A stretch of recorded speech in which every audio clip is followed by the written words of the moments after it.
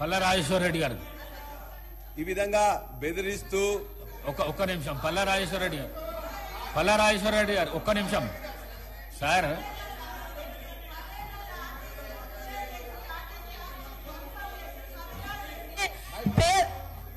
పదేళ్ల టీఆర్ఎస్ ప్రభుత్వంలో ఆర్టీసీ ఆస్తులను ధ్వంసం చేసి కుదేలు చేసి కబ్జాలు చేసి ఆర్టీసీ ఉద్యోగులు ఆత్మహత్య కారణమైన వీళ్ళు ఇవాళ ఆర్టీసీ గురించి మాట్లాడుతున్నారు. అదే కాకుండా పేదవాళ్ళు ఎక్కేది ఆర్టీసీ బస్సులు.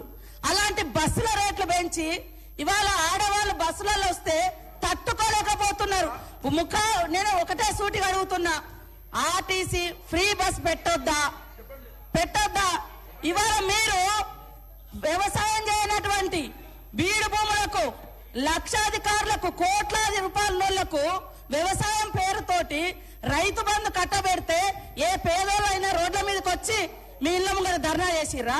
ఈ రోజు ఆటోలను ముందు పెట్టి మీ అధికారం రావాలని ఎప్పుడు మీరు సెంటిమెంట్లను వాడుకొని ఒకరిని ముందు పెడతారు, ఆ తర్వాత మీరు వెనక నుంచి వస్తారు. ఇది మీ నైజం.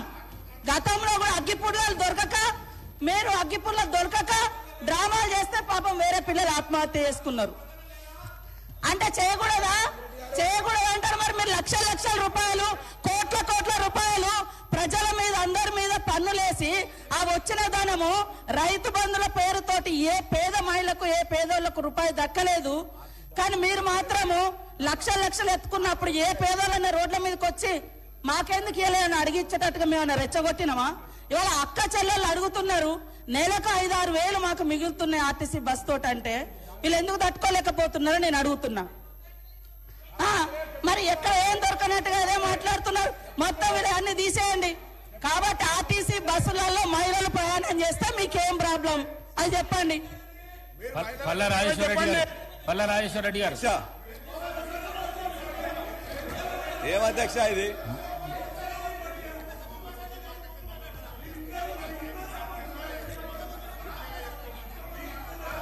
అధ్యక్ష, ఇప్పుడు ముఖ్యమంత్రి గారిని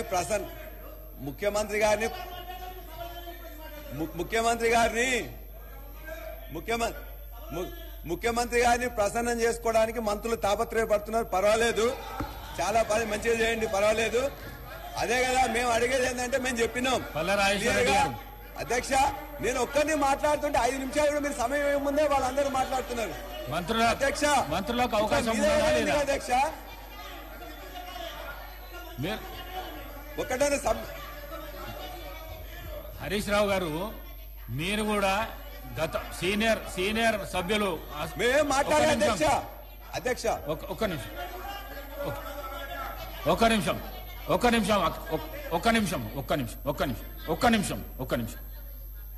మీరు హరీష్ రావు గారు, మీరు కూడా ఈ హౌస్ లో సీనియర్ శాసనసభ్యులు, లెజిస్లేటివ్ అఫైర్స్ మినిస్టర్ గా పనిచేసిండ్రు. సభా ప్రాంగణంలో ఏమైతున్నది అనేది అందరికంటే ఎక్కువ మీకు తెలుసు. కానీ మీరు కూడా మధ్యలో కామెంట్ చేస్తే ఇప్పుడు శ్రీధర్ బాబు గారు మాట్లాడతామని అన్నప్పుడు మీరు అట్లెట్లా ఇస్తారు అని అంటున్నారు.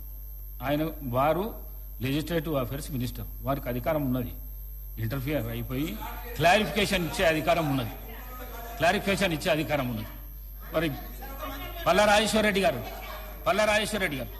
అధ్యక్ష, మేము మరలా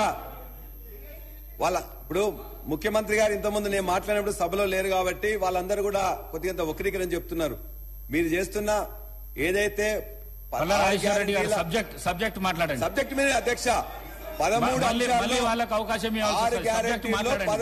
6 గ్యారంటీల్లో 13 అంశాల్లో ఉన్న మహిళల బస్సు పథకం ఏదైతుందో దాన్ని మేము ఆహ్వానిస్తున్నాం. దానికి కావాల్సిన బస్సులు పెంచాలని చేస్తున్నాం.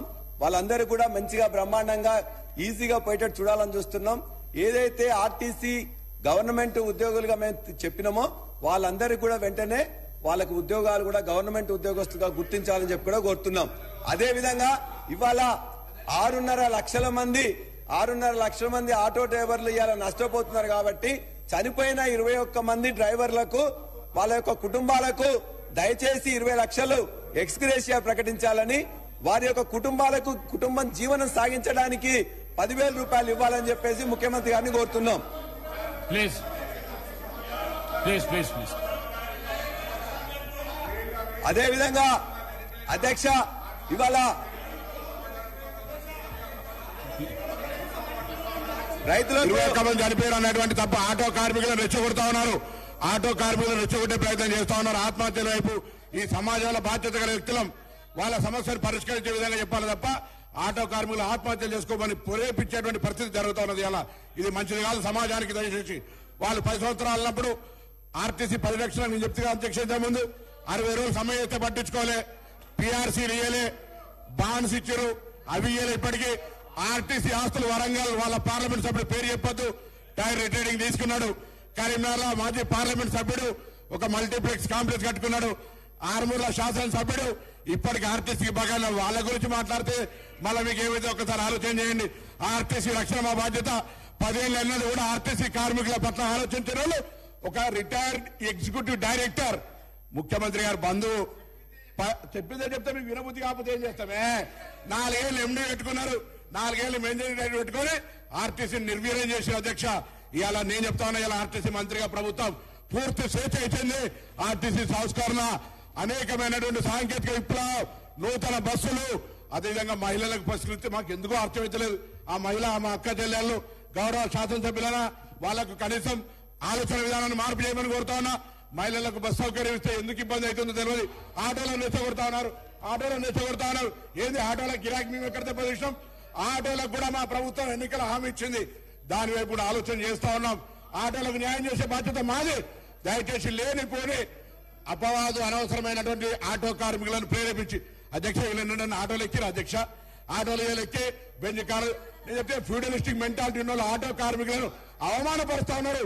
ఇది మంచిది కాదనేటువంటి మాట మరొక్కసారి ఆటో కార్మికుల పక్షాన ఒక బీసీ బిడ్డగా అందులో ఉన్నటువంటి వృత్తి చేసుకున్న మైనార్టీ ఎస్సీ ఎస్టీ బీసీలను అవమానపరుస్తా ఉన్నారు. ఇది మంచిది కాదని మాట మనం చేస్తా ఉన్నాం. పల్లా రాజేశ్వర రెడ్డి గారు దయచేసి వారు అడిగిన ఎక్స్‌గ్రేషియా ఇవ్వాలని చెప్పి కోరుతున్నాం.